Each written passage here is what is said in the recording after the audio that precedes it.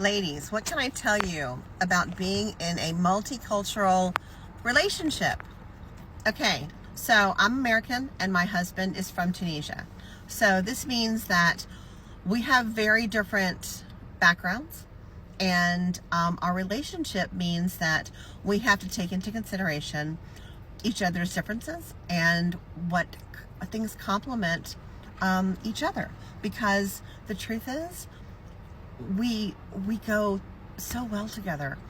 But like every relationship, doesn't matter if we have different cultures or not, relationships are work. They don't just happen. And we have a beautiful relationship, but it takes work every day. Anything that you love and cherish, and anything that grows, like a plant, you have to water it. You have to nourish it. You have to love it. And so, these are just kind of little tips and tricks that I just want to share with you. So invest in your man, especially if he's from somewhere else. So my husband has been here for 5 years, and he's been here 6.5 years now, because we met after he'd been here for 5 years. But he really didn't have a lot of American friends when we met, and so he really didn't know a lot about American culture on a day-to-day basis. He wasn't really involved. I mean, he was living here, but again, he wasn't, he didn't really know a lot of Americans. So language, that was the first thing. Coming here, and we live in the South, and he had to learn, he speaks really good English, but think about it. I mean, his vocabulary was probably limited, even though he learned English in school, even though his English is good. The English vocabulary, first of all, English is a hard language. Arabic is a hard language. I'm learning Arabic, and it's hard. It's hard to say. It's written completely differently. Everything about it is different. And truthfully, you can express yourself in Arabic so much better than you can express yourself in English. And so, he's got to learn a whole new language and a whole new vocabulary. Not only that, in the South, we speak very differently than what he's used to. So he's got to overcome that. Secondly, if you are in love with someone from a different country, feed them. That's the best way to love your man, especially if he's Arabic. Arabic men love good food. But try to find a store that has some of the things from their homeland. Harissa happens to be something from Tunisia, so I make sure that we always have harissa at home. And one of the dishes that is from Tunisia that he loves very much is shakshuka, so I make sure that we make shakshuka.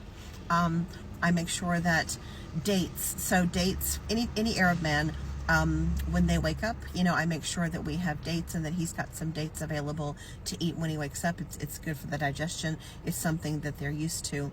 And I try to find dates from Tunisia, because that's what he likes, and that's what's good for him. So I make sure that I have little things from his homeland, if possible, that he's going to appreciate and love, and it makes him feel good and a little bit closer to home. So find things that make your man feel good and comfortable. If I was in Tunisia and he found some American things that we could have at home, I mean, it would make me feel so good. Learn about your man's culture and his background. I learned, I'm Muslim. I'm not Muslim because of him, but I'm Muslim, and so our home, things that in Islam, that's important. If you are not Muslim, but your husband or your man is Muslim, make sure that he has a place to pray in your home. A place that is good for him, that is private, that is his own space, that he can go and pray. This is fundamental for him. This is something that, Muslims pray 5 times a day. And even if he doesn't pray 5 times a day, make sure that he's got a place that is, it's sacred for him. And learn about this. Learn about what it is for him and why it's important to him. Because it's part of who he is. And it's beautiful. And Islam is such a loving, beautiful religion, and it's kind, and it's who he is, and he wants to share that with you. And also know that Muslims will never try to make you Muslim, so you don't have to worry about that. But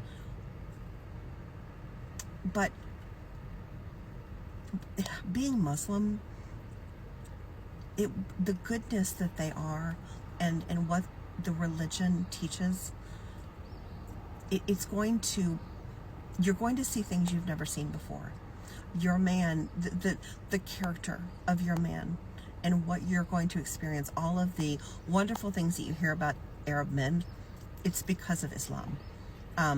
The way that they're brought up, their families, the goodness that you see, it's all based on Islam and good family values.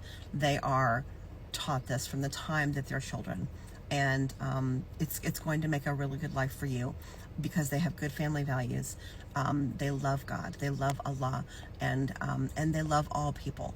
And they, I think that in America, Arab men, Muslims, they get a really bad rap, and I don't know why. I don't know where this came from. I don't know why American media slams Muslims and like decides that they're terrorists, because if you know a Muslim, you will not agree with this. I don't know any Muslim that meets the criteria that I hear of in American media. It's just false. Also, can you name really a war that involves Muslims? World War I, World War II, all of these wars, they're never Muslims. I don't know what's going on with that, but anyway, that's a whole nother subject. But just know that when you're involved with a Muslim, or when you're involved with an Arab man, or anyone, it doesn't even matter. They could be German, they could be, English, they could be Australian. It doesn't matter where they're from. If they're here in this country, they're going to struggle. They're going to learn, and respect them and meet them halfway, and don't demand that they, just figure it out on their own, because they can't. It's a new language, it's a new culture, it's a new everything for them. And trust me, they're excited. They're so excited to be here, and they're excited to be with you. So love them and honor them and cherish them, because they're doing that for you. So return it, and take their hand and be their tour guide, and show them all that the great things that this country has to offer. And do the journey together. Be the star that they think that you are, and always shine, and always give them love and give them respect, and they will give it back in so many ways. And don't be selfish. Please don't be selfish. We tend to be very self-centered and very selfish in this country, and they're not used to that. They're definitely not used to that. So be yourself, and be good, and love them. Love them with all your heart, and they will do the same. That's my advice. Okay, bye.